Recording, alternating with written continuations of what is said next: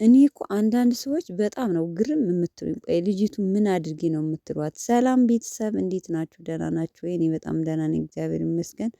ባላችሁበት ሰላማችሁ ብዝት ይበልኝ። እንግዲህ ቅመምዬ ዛሬ በቤቷ መታለች። እኔ ትገርሙኛላችሁ አንዳንድ ሰዎች። በነገራችን ላይ የሰው ሀሳብን እሞላለሁ ማለት በጣም ከባድ ነው።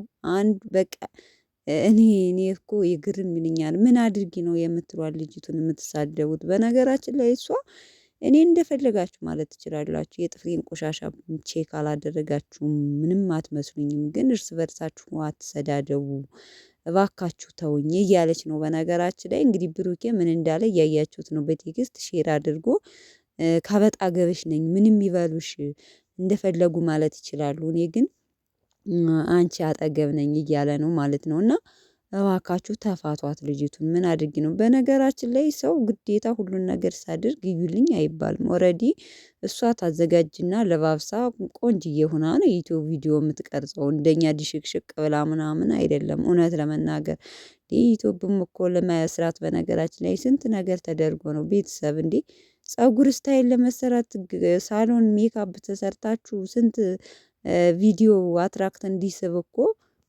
አትራክት እንዲያረግ ብዙ ነገር ተውበው ምናምን ነው የሚመጡት፣ እያያችኋቸው ማለት ነው። እሷም ሀይሚዬ እንግዲህ ወዳ ነው እንዲህ በየሳምንቱ እየሄደች ፀጉር ቤት የምትሰራው። ስለዚህ ግዴታ እንደዛ ብላ መምጣት የለባትም።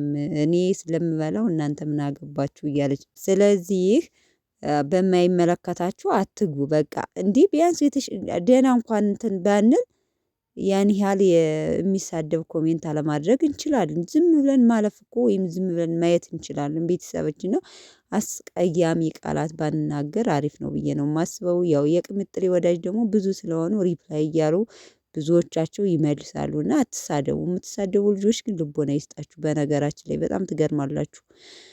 እና እንግዲህ ዛሬ ደግሞ ያው ብሩኬን ፕራንክ አድርገዋለች። ትናንትና እሷ ልቧን አቃጥሎታል። አቃጥሎኝ ውሃ ጠጥቻለሁ ብላለች እና ተቃጥያለሁ። ስለዚህ ዛሬ ቀለቤቴ ጠፋ ብላ ፕራንክ አድርገዋለች። እሱ ግን እንዳያችኋት ምንም አላላትም። ፕራንክ ቀለበቱ የት ሄደ እንዴት ጣልሽ ምናምን፣ ጭራሽ ልብስ አንበስብሾ ልብስ ገዝቶላት የመጣውና በጣም ደስ ብሎኛል። በነገራችን ላይ ወንድ ልጅ ሲገባ ስጦታ ይዘው ለሚስቱ ለፍቅረኛው ሲመጣ ማለት ነው። እና ቡራዬ ትለያላችሁ፣ ሲጀመር ትለያላችሁ፣ ከአይን ይጠብቃችሁ፣ እውነት ትለያላችሁ። እና ያው እንግዲህ ያው ሁላችንም ነው ፕራንክ ያደረገችን። በነገራችን ላይ ፕራንክ አድርጊያቸዋለሁ አልጠፋብኝም ብላለች ቤተሰቦቼ። እና ይመቻችሁ። አንዳንድ ሰዎች ግን እራፉ፣ አትሳደቡ።